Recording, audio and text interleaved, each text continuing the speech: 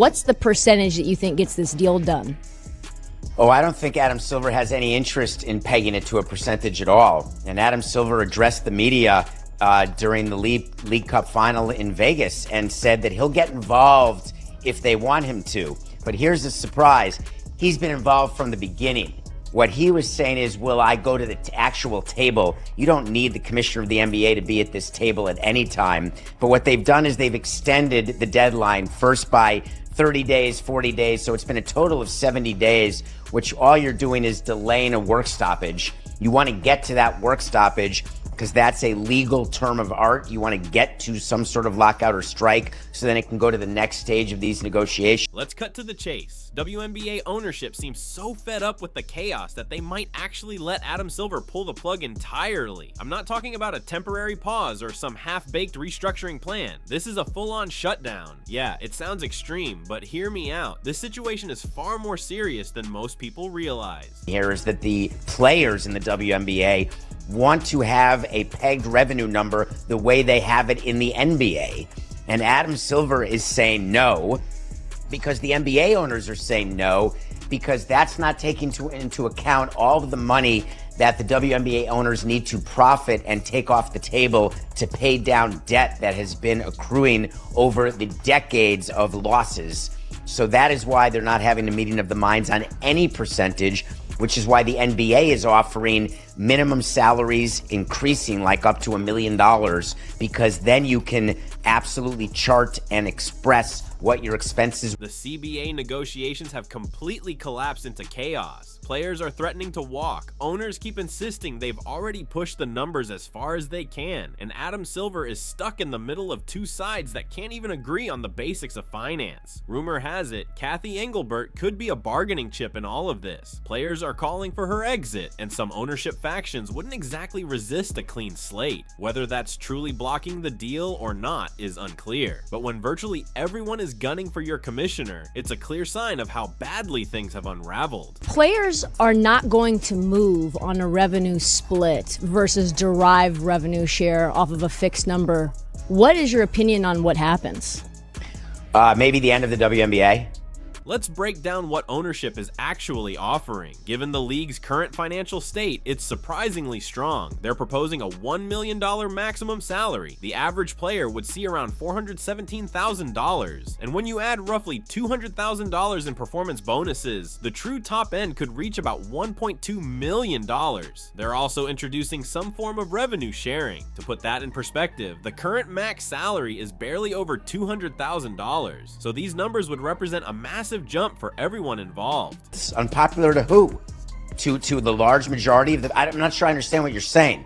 If what you're saying that there have been expansion fees paid and they're trying to expand and they've got broadcast deals that were totally pinned to the NBA deals, is that what you mean by unpopular? What I'm telling you is that if the players get too greedy, it will... Here's what happened next. Players looked at the proposal and said a hard no. They didn't just reject it, they voted to authorize a full strike. And get this, 98% were in favor, only 3% held back. Naturally, everyone is speculating about who those few are, and Caitlin Clark's name keeps coming up. Nothing's confirmed, but people are reading between the lines. She might be one of the few who actually understands that you can't demand money from a business that's already bleeding cash. Let's get a bit uncomfortable. The deal on the table is a massive upgrade from the current reality. Salaries would double or even triple in some cases. Going from around $200,000 to $1 million at the top isn't a lowball. It's life-changing for nearly any player, yet apparently some think even more is owed. Here's where I'm going to be blunt. It's not when the financial fundamentals simply don't support it. Owners are bending over backward to make this sustainable. They're covering losses year after year, and they're still offering huge raises. Meanwhile, there's a narrative spreading that players are being disrespected,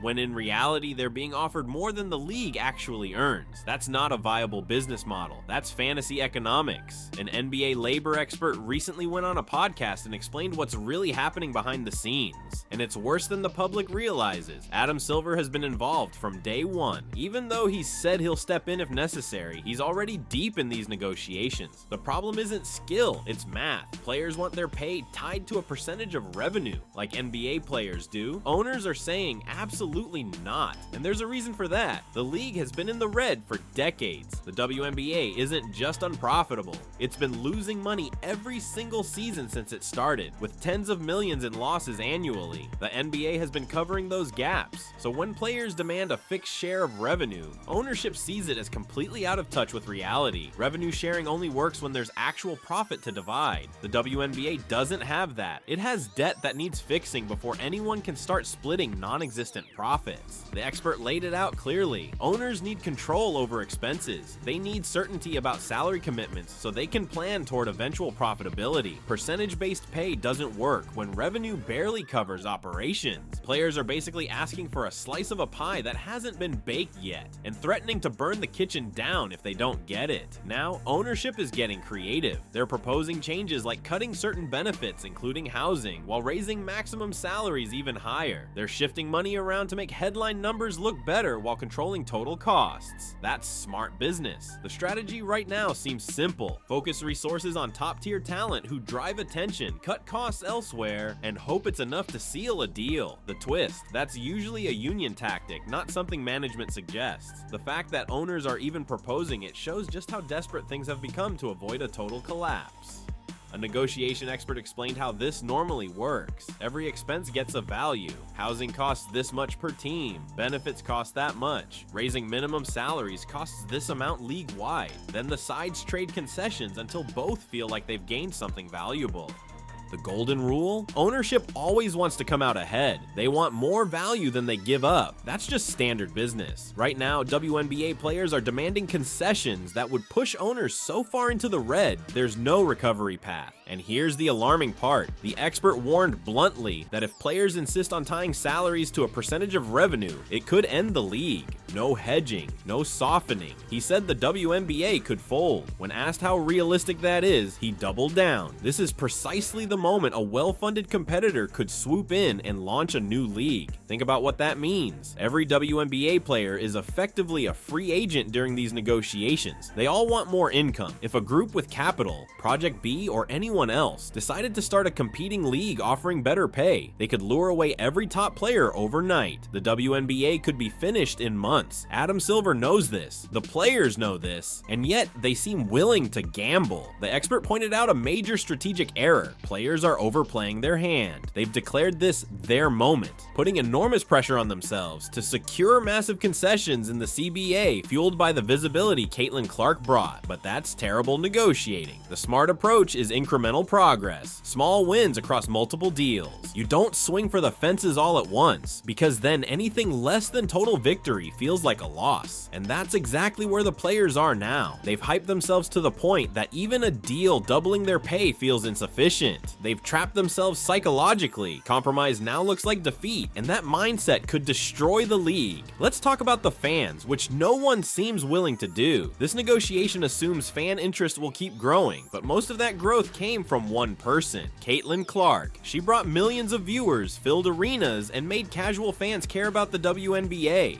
Remove her from the equation, and the league is back to struggling to fill 3,000 seats per game for most teams. A league that loses money every single year. Players want NBA level salaries, but they aren't generating NBA level revenue. It's that simple. NBA salaries are fueled by massive TV viewership, which drives advertising dollars, which drives billions in league revenue. The WNBA doesn't have those numbers. Outside of games featuring a handful of stars, ratings remain modest. You can't demand 8-figure salaries when your product isn't producing 8-figure revenue. This isn't gender discrimination, it's basic economics. Here's the most critical point. Ownership is done playing nice. They've subsidized the league for decades out of goodwill and a genuine commitment to women's basketball. But goodwill has limits. When you're losing tens of millions annually and players demand even more while threatening to strike, eventually you just walk away. You cut losses. You shut it down. And right now, we're closer to that breaking point than anyone is admitting publicly. The debt situation is dire. Owners can't agree to revenue percentage deals because they need every dollar coming in just to chip away at existing debt. The league has operated in the red for decades, and giving players a bigger cut of revenue that barely covers current operations only ensures that debt keeps piling up. Without addressing the deficit, the entire structure risks collapse. So what happens if the WNBA folds? Top players actually have options. Leagues like Unrivaled are paying big money for short seasons. International teams offer multi-million-dollar contracts to elite talent, and a group like Project B could launch a competing league with higher pay. The stars aren't left stranded, but here's the problem. The majority of players don't have that luxury. Those in the middle or lower end of rosters rely on the WNBA to exist. They're not getting lucrative overseas deals. They're not signing Unrivaled style contracts. If the league disappears, they get hit the hardest. That's why this all or nothing approach is so dangerous. The top 10 players will be fine. Caitlin Clark will be fine. Endorsements, alternative leagues, they'll land on their feet. But what about player number 75? The veteran who's too old to grind internationally, the rookie who needs domestic development to grow. They all lose. And when that moment comes, the real negotiations might not be about growth or expansion. They might be about winding down the league entirely. The WNBA is teetering on the edge of a cliff, and players are asking for a running start. Ownership has offered major raises, but apparently that's still not enough when the demand is for money that doesn't exist. If this league collapses because of overreach, remember this moment.